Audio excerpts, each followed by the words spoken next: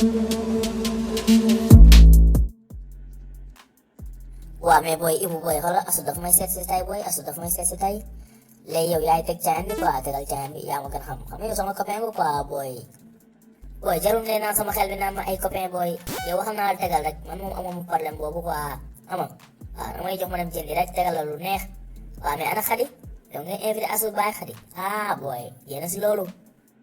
booy Xadi day xaar booy Xadi day xaar yaa ma gën xam wala yow génn si loolu quoi asu su ñëwee naa la ko présenté xam